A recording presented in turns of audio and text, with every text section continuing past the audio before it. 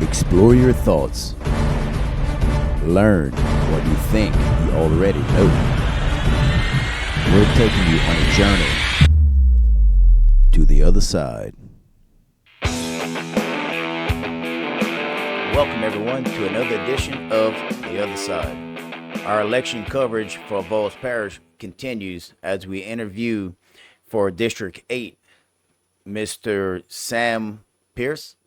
He's running against the incumbent, John Earls.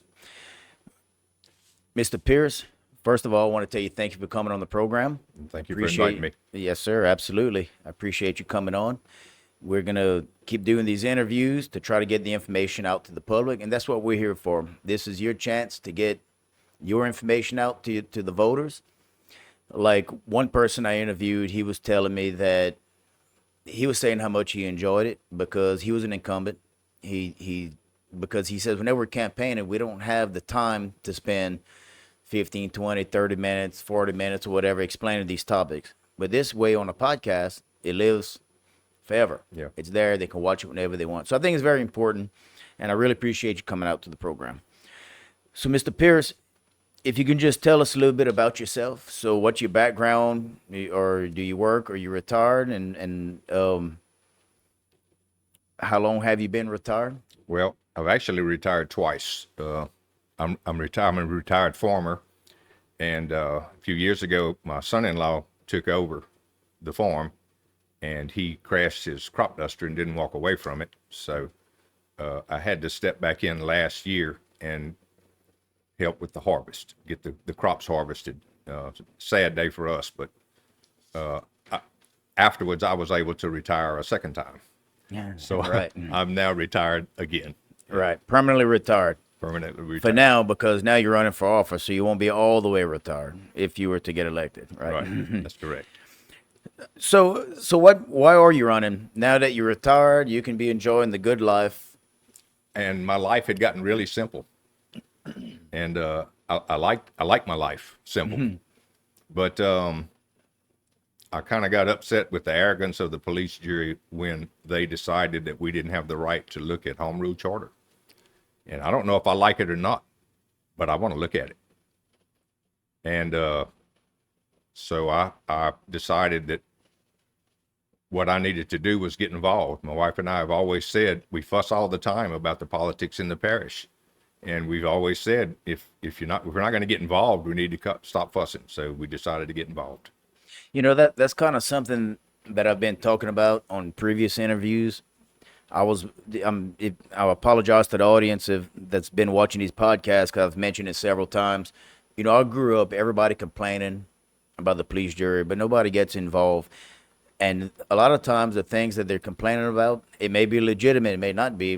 But you can just tell, I always could tell that they kind of didn't know, but everybody likes to complain about something. And that was a big reason why I started the podcast. It really wasn't supposed to be just about politics, but it's election season, so we diving into it deep.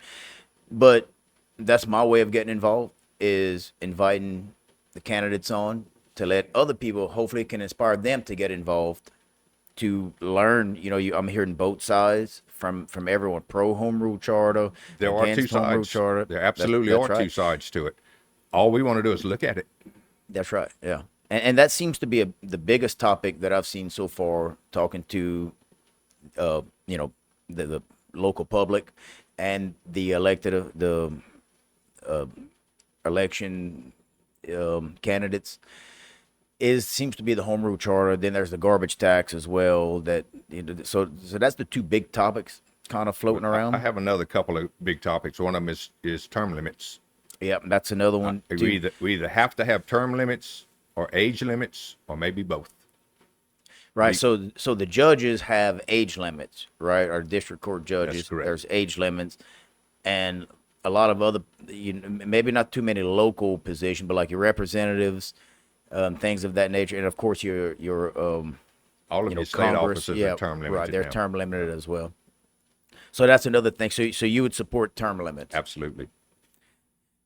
So if you were elected and reelected, and there was no term limits, would you run again for the third time or a fourth time, or would you try to set a precedence? I would probably not.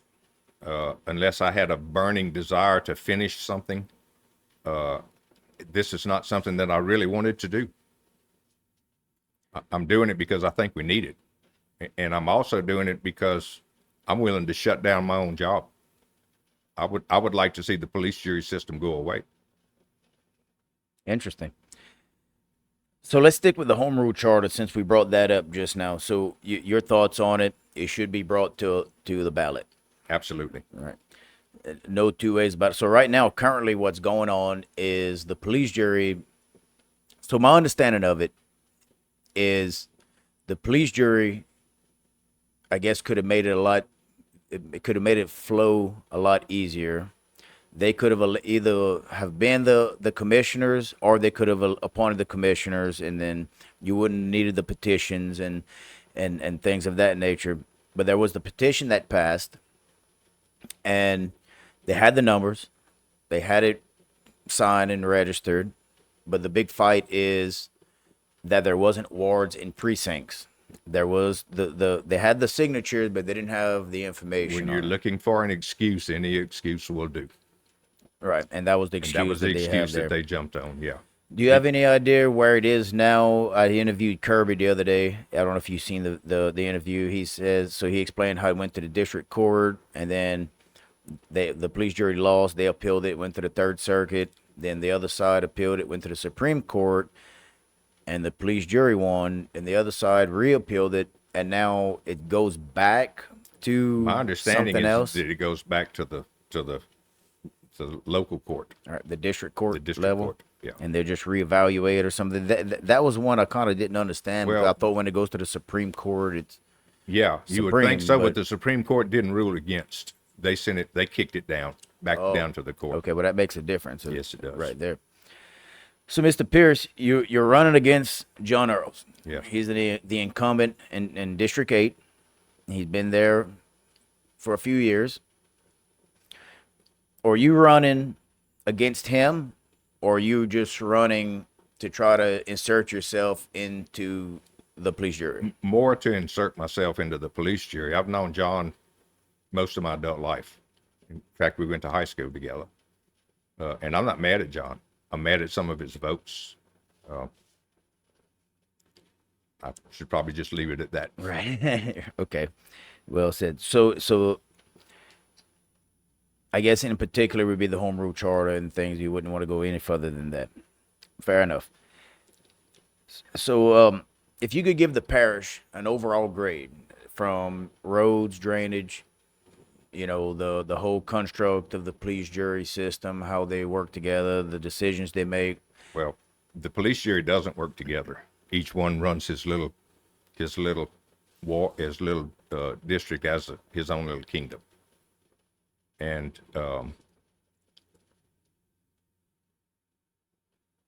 if I was going to give Bridges a grade in Bunkie and Eola, they'd get an A+.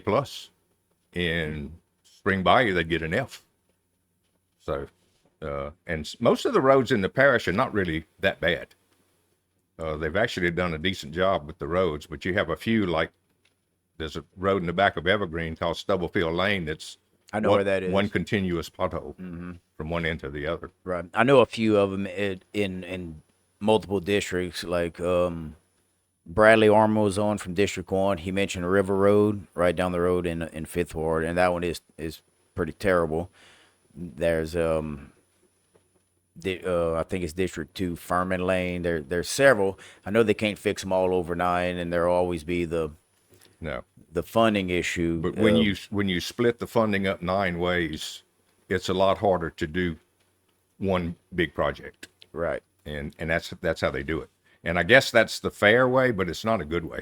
Right. So I think it was Darrell Wiley that I was interviewing. He was saying with the new district lines and everything that he has, and I may be wrong on how on the specifics, but I think he said he has the most miles of roads, but the funds still get split equally amongst probably accurate. all of it. And I may be getting it, I'm pretty close to what I'm saying, so I don't want to quote, I don't want to misrepresent anything, but it's something Certainly. like that. So there should be some kind of maybe A negotiations parish or president something would like that. eliminate all of that. Right. So he would have the say so. He could Well, help with negotiations and with the with the agreement of the advisory board, he would decide which projects went forward and which didn't. And look, one of the worst things about a president is if you have the wrong president, it's going to be bad. You still got to have the right guy. right. But it's the same thing with the police jury. If you got the wrong police jury member, it's Right. bad. Yeah. And then that goes back to term limits. If the argument for term limits is that a lot of people that's been in office for many years is kind of a sense of complacency. And here in Avoyelles Parish, which I'm a product of Avoyelles Parish, it's name recognition. So The incumbent has an incredible right. advantage. Right, we like to complain here in Avoyelles Parish, but we don't get involved to see why. Oh, I know this guy. I'm gonna go vote for him. That's right. Term limits could eliminate that, but the argument against term limits is, well, if you're doing a bad job, they'll vote you out. But I It's think not easy to do. right, you're right, especially here in Avoyelles Parish, we don't have a TV station. And I heard Kirby the other day say that Don Hines was the president of the Senate, but Don Hines was term limited out. Right, So Kirby kind of didn't say it quite exactly the way it is. good point. So, Mr. Pearce, if you were to get elected, do you have a specific platform that you're running on? So, what can you do to make the parish better? Is there any one thing in particular, or do you have several ideas? Well, I've got several ideas. The main ones, of course, are home rule, term limits. My wife and I have talked about starting an animal shelter in the old prison at the corner of 115 and 29. It would be an ideal place. That'd be where DC2 was located. Yes. Yes. Okay. And it would be a perfect place. And I talked to Darrell Desatel about it, and Darrell said that it's a police jury issue. And I haven't brought it to the police jury yet, but that would be very high on my list because we need one. And I don't think it can be a no-kill shelter because there are times when you really need to euthanize an animal. Yeah, it's For the the cold, animal. right? It's the cold hard truth, but you do have a point there when it comes. But it to would be a that minimum in, kill in shelter. certain circumstances. Yeah. And available to the whole parish. I know we have one in Cottonport that's supposed to be a parish animal shelter, but they're always full. Right. So they're full, as in they can't take on anymore. Can't take on any more. Well, there's a lot of room at that old prison. So how if you did create, so you're talking about in a police jury, as a police juryman, that you would try to open an animal shelter, or this is something personal you're saying that you and your wife wanted to do? Well, it seems to be under the auspices of the police jury. So it would have to be done through the police jury. Now, the funding is always an issue for these kinds of things. Right. And we'd have to search out some different funding, but there are a lot of people that have said that they would be happy to donate time or money or dog food or Right. there are other avenues to get funding for something like that. I hear a lot of my guests that come on recently talking about federal grants and everything. I don't know anything about it. That's why I have all my guests come on to explain things. But some talk about a grant writer who just goes out, looks for grants. They say some claim that there's just federal money just sitting around. That could probably be some of the best money the police jury could spend. Some of the next best money they could spend would be bulldozing the permit office. Right. I hate the permit office. I think everybody that has ever dealt with them does. And Kirby, again, I'm not picking on Kirby, but he talked about how much friendlier they are now. Mm-hmm. You don't need to be friendly. You need to be good at what you do. Right. Proactive and efficient. That's right. My son, first thing I would do would be to go to Wiggins, Mississippi and see what they do. Because my son-in-law moved to Wiggins to open a subsidiary for a sign company in Bunkie. And it took him less than 2 hours in one location to get every permit they needed. Oh, wow. You can't do that in Marksville. You know, here in Avoyelles Parish, it's my understanding, talking with construction companies and everything, that first of all, we don't have a permit Inspector? inspector. Yeah, It, we it's don't. it's outsourced from Rapides Parish, from the Rapides Parish Planning Commission. That I think they cover 5 parishes or something like that. So that's a big problem that a lot of people have been having. So you right now we've been in a drought, but there's certain parts of the year you have these contractors pouring slabs and whatnot, to playing around the rain and Yep. stuff, and you need to, or line You up need your. somebody close. That's right, somebody who can come and check it out, and then you got to line up a lot of things: the concrete finishers, and and the storm, and The everything permit else. office tends to make you want to work on their timeline rather than them working on your timeline. Right. And we had an issue in this parish many years ago with the health department when we had like 60 or 70 dairy farms, and the health department would literally come in the door looking for a way to shut you down. It was terrible. And one day they looked up and there were like 10 dairies left, and my daddy had one, and they came to him and they said, "What can we do to help you?" He said, "What do you mean? What can you do to help us? You've shut us all down with some of your chi rulings." Right. So this is where we are with the permit office. It's a terrible group. Yeah, it seemed like we had maybe, because the permits are not free. The inspector that comes, he gets paid. So just in my mind, I'm ignorant to all this, but it seemed like maybe if we would employ one of our own, I the would prefer to see that. and that would be local money staying in the parish, and not giving it to other parish employees or just people outside of the parish. Someone who's here that could create a job or maybe 2 jobs in, Yeah. in our parish, because the money still has to be spent. That's right. So you can spend and it look, on your you own. have to have some permits. You don't want to be dumping sewage in a ditch. That's right. Yeah. You have to have There needs some to be permits. oversight. But the permit process in this parish is out of control. People are literally going and doing their building and taking a chance on asking for forgiveness rather than asking for permission. Right. I've heard that And many times. that's not a good place to be in. Yeah, I agree with you there. I've heard that many times where people are just taking the chance, like you said. That's a good way of putting it, asking for forgiveness instead of asking for the permit. Yeah. And we tend to fight people. This is not a good business climate. When they feel like they have to go and pull teeth to get a permit, it's a terrible business climate. Right. Yeah, absolutely. Yeah, right. So business climate, as in attracting businesses to come and start a business, or business to not leave from Right. here, or just to do work in our parish. It could make it more palatable for businesses to would. come in and do work. It would. It Yeah, absolutely would. it sure would. So, Mr. Pierce, when I reached out to you to come on the program, we I never met you before. It's my first time meeting you. It is election season, of course. All politicians are friendly, but I seem to get a hold of you pretty quick. You answered your phone. We talked about the interview. So, what do you are you going to have an open door policy? If someone comes to you with issues, you'll be able to be readily accessible to your Lance, constituents. I've actually been called by a couple of people more than a couple, that aren't in my district for help. And my position is I'm going to help anybody in the parish any way I can. I love this parish. I think we've taken some really bad roads, but I love this parish.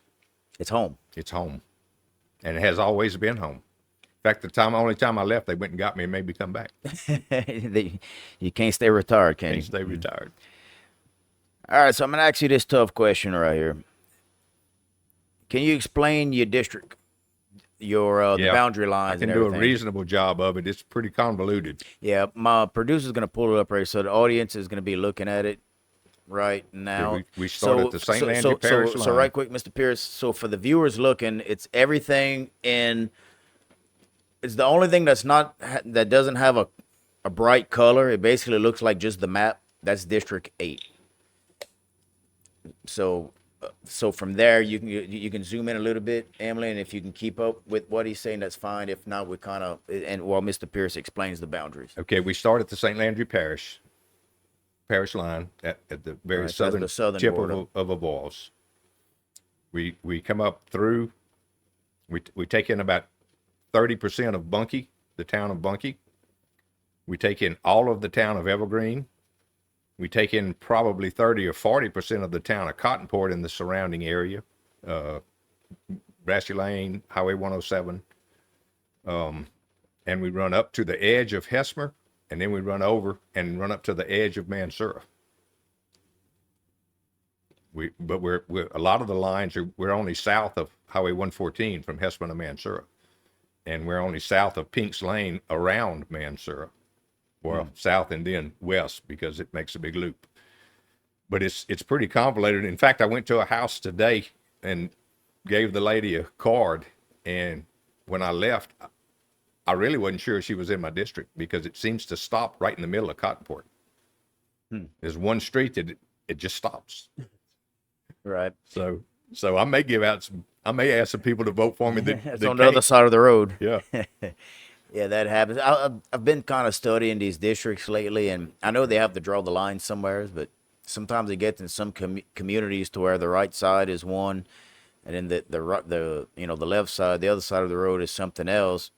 And I know a lot of people, like for instance, where I grew up, on one side of the road is District 1, but the other side, I had a house where I lived there, I thought that was all the same district. This might be just the new district lines, but anyways, that would be District 1. The left side would have been District 2. So you kind of think that a lot of people think the whole community is that district, but sometimes the way the lines pass. And look, you have to have lines somewhere. Yeah, right. And roads or bayous are the obvious place to put them. And I understand the need to have one side is one district and the other side is the other district. It just makes it fairly confusing. It does, but even for the jurors, because now you both share that one road. That's right. So does that make it better for that road? Well, I was putting signs on one side of the road, and there were other signs on the other side of the road on 115. But again, home rule charter would do away with all that. Now, we might still have to have wards or districts, because I'm not sure how the advisory council would get chosen. I doubt that it would all be at large. But and I believe Kirby when he said that they hired someone to do it, that they didn't draw it. That's the obvious thing for them to do. Right. Hey, you know what I would be a proponent of is a consolidation of districts. So you have school board, and I mention this often on the podcast. Like if you download the Go Vote app, it's linked with the Secretary of State's office. It shows you type in your address, give a little bit of information, very minimum information. When you log in, it tells you your voter wards and precinct, everything with the location, but it tells you all of your elected officials, what districts you're in. I'm in like 15 or 16 different districts: water district, police jury, school board, representative, Board, Senate, jury, totally Congress, U.S. Senate, different. Everything. Right. And then it seems like at least the police jury and the school board can maybe be the same. But I'll just do podcasts. I don't draw the lines. Well, maybe you should get on the planning commission. I'm gonna get on the get information out about the planning commission to the public. Fair enough. Right. So, do you have a ballot number? 70. Which 70. was my age until a few weeks ago. So are they gonna move your number up to 71? Oh, I don't think so. Okay, so you're still 70. Yeah. So you always be 70. Well, Mr. Pearce, anything else you would like to add? So here's your chance. You can talk to the viewers, to your voters. Why should they vote for you? Have you ever been in politics before? I have never been in politics before. I have sat on more than a dozen ag type boards and commissions. In fact, I was on a couple of them. I was sitting as the president on a couple of them when we had to close the doors. And it's a very unpalatable thing to do, but it was necessary. So I am willing to make hard choices when they need to be made. I sat on the Avoyelles Economic Development Commission, which had some real promise in it. It kind of went away. There's reasons, but I wish we still had it. And I sat on the Acadian Alternate Energy Commission, working with UL. UL is a great alternate energy school. In my opinion, they're easily the best in the state. In fact, I own part of a company that had a project with them. I believe we could do a lot of things with alternate energy in the parish. Some of the kids at UL were working on a digester that would have worked great for sweet potato farmers. We have no more sweet potato farmers. They would have been able to run their whole operation with that one digester from their own scrap. And things like that are out there.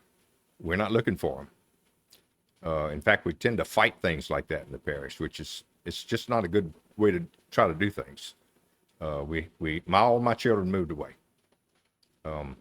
Good, bad, or indifferent, they all moved away. If there were something here that they could have done, maybe they would have stayed, maybe not. But they didn't. So I would like to fix it where somebody else's kids can stay if they want to, which we're only going to do with the industry. And look, I'm a big fan of the fiber optics internet. That's probably the most necessary infrastructure we need in this parish right now. Good internet service, because everything can be done on the internet, including this podcast. I tend to agree with you there with the internet. I think it's a good thing. I'm hoping to have Daryl Dizatel on the podcast.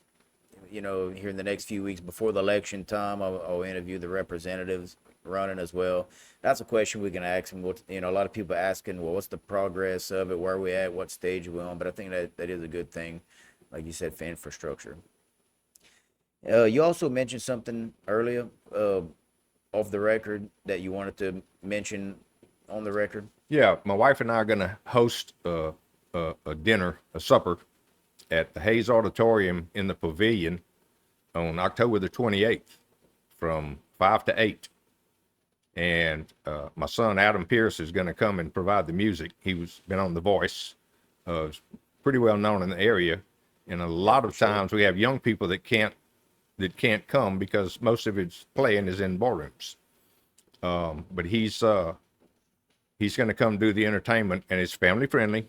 We're not going to have any alcohol, but I will make any other candidates that want to come and speak, we'll allow them. We'll allow them to get up and say a few words if they want to. And I would welcome all of them. But again, my wife Tookie and I are going to host it. And that's October the 28th at the Hayes Auditorium. Hayes Auditorium in Bunkie. Yep. Adam Pearce from The Voice. Yep. Will be there. All right, ladies and gentlemen, you heard it, October the 28th, the Hayes Auditorium. And I'd like to thank my guest, Mr. Sam Pearce, for coming out. I think it's very important that you come out and get your message across. And I want to thank all of you who have been watching my podcast and sharing it and subscribing. It's starting to catch a lot of steam. I'm getting a lot of good feedback, and that's because of you sharing it. If you want to hear more content like this, share it to your friends. Tell your friends about it. Subscribe to the channel. Every time we have a new candidate come on, you'll get a notification, and you'll get to listen to another edition. So just a quick program update. John Earls, who is the incumbent, has declined to come for the interview. Well, that's it for this episode with Mr. Sam Pearce. I want to thank everybody for watching another edition of The Other Side. Thank you. I want to be like you. I want to be